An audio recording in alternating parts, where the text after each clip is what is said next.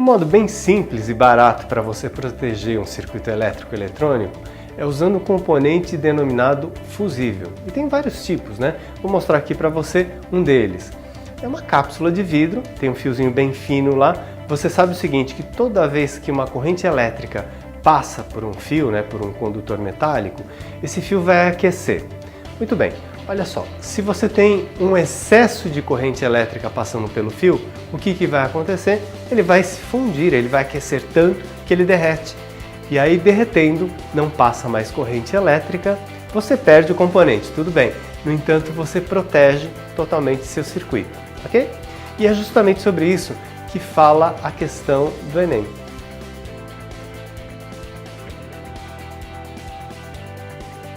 Bem, como você pode ler no enunciado, esse fusível suporta no máximo 500 mA. E a pergunta é, qual é a máxima tensão que pode ser fornecida pelo circuito? Você viu que tem um símbolo aí de um gerador, né, um tracinho maior ou menor, é como se fosse a bateria do seu celular, ok? Qual a máxima tensão que essa bateria pode fornecer para que o circuito funcione, né? Quer dizer, o fusível não queime. Bom, então vamos lá por partes. A primeira coisa que eu tenho que saber é que a intensidade da corrente máxima que ele suporta, né, sem derreter, fusível no caso, 500 mA. É a mesma coisa que 500 vezes 10 elevado a menos 3 amperes. Fazendo a conta, né, dividindo por 1000, 500, vai dar meio ampere. Então, a máxima intensidade de corrente que esse fusível consegue suportar sem se danificar é de meio ampere. Tá, esse é o dado do problema e a pergunta é, levando isso em consideração, qual é a máxima tensão que essa bateria pode fornecer? E na hora que eu forneço a tensão através da bateria, né, o polo positivo e o polo negativo, eu vou ter uma corrente elétrica percorrendo o circuito. Para facilitar o nosso entendimento, eu vou denominar alguns pontos, aí, uns nós aí do circuito com algumas letras. Então, eu vou chamar de A, B, C, D. Quando pede para a gente qual a tensão do gerador, na verdade ele está pedindo a tensão entre os pontos A e C. Ao colocar esse circuito para funcionar, essa corrente elétrica que sai do polo positivo do meu gerador, quando chega no circuito lá no ponto A, vai se dividir em 3 partes, I1, I2 e 3. Ponto C, você vai ter também 3 correntes, I4, I5 e 6. Eu sei que essa corrente aqui passa pelo fusível é de meio ampere, não preciso mais nem desenhar o fusível, vou até apagar aqui para facilitar o entendimento nosso. Outra coisa que eu vou fazer é o seguinte, eu quero saber a tensão entre A e C. Para isso, olha só, eu tenho a corrente de um dos ramos, de um pedaço aí, o meio ampere, que é aquela corrente que é o I2, certo? Agora, note que a outra parte do circuito, eu não tenho nenhuma informação exceto o valor das resistências. Eu vou fazer o seguinte, para facilitar a resolução, eu vou tirar a parte de cima do circuito. Você pode até estranhar e falar assim, bom, mas isso daí não vai alterar o funcionamento desse circuito como um todo? No fundo, sim, mas ao mesmo tempo, como eu quero saber somente a tensão entre A e C, isso não vai mudar. É como se eu tivesse nos pontos A e C os 2 buraquinhos da tomada da sua casa, certo? E aí você tem nesses 2 buraquinhos, através de um benjamin, ligados os 2 aparelhos.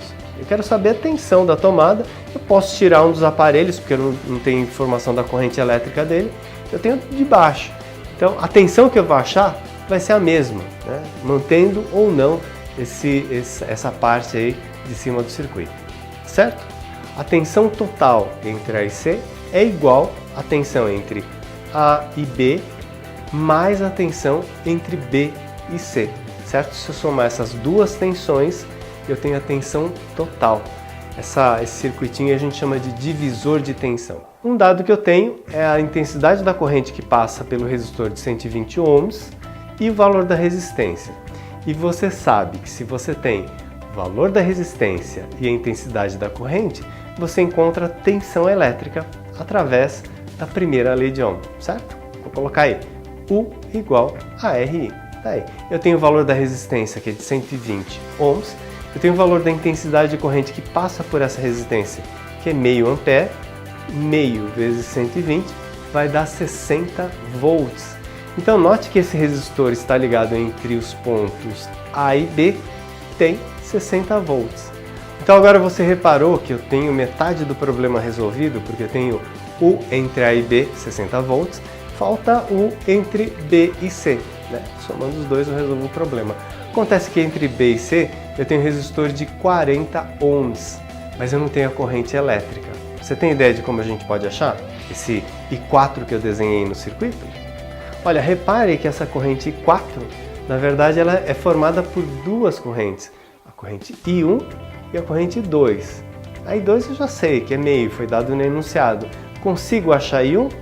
Lógico que eu consigo, através da mesma lei de Ohm. Olha só, usando a primeira lei de Ohm para esse resistor de baixo, de 60 ohms, olha como descubro a corrente I1. U igual a RI, eu sei a tensão entre A e B, não sei? Acabei de descobrir, 60 volts.